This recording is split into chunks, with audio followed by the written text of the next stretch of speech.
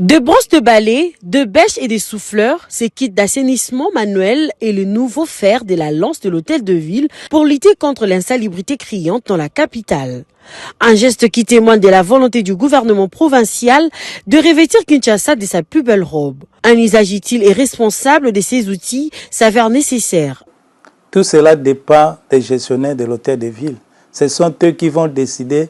Ils ont tout un calendrier. Quand est-ce qu'ils vont déployer ces matériaux sur le terrain? Par quelle phase ils doivent commencer? Mais moi, je pense qu'il serait intéressant de commencer par la formation. C'est que les utilisateurs de ces matériaux doivent être formés du point de vue technique et du point de vue moral. Et il faut aussi préparer la population à s'approprier de cette opération Kinshasa Ezobonga. Toutefois, pour cet acteur de la société civile, la prise de conscience collective sur la gestion des déchets à Kinshasa reste nécessaire. Je dirais que c'est une bonne chose de recevoir des matériaux de travail pour mieux assainir la vie de Kinshasa.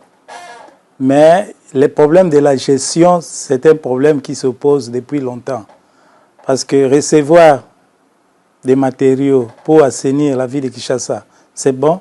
Mais la gestion de ces matériaux-là, il sera idéal dans les jours à venir que les matériaux proviennent localement au lieu que ça soit importé. Parce que lorsqu'on va commencer à travailler, à un certain moment, il aura problème de pièces de rechange.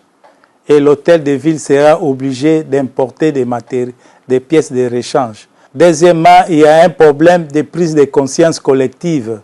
Donc, il faudrait que la ville de Kinshasa, surtout la population, puisse s'approprier de cette opération Kinshasa Ezobonga. À noter que la gestion des déchets à Kinshasa reste un véritable défi à relever par les autorités provinciales.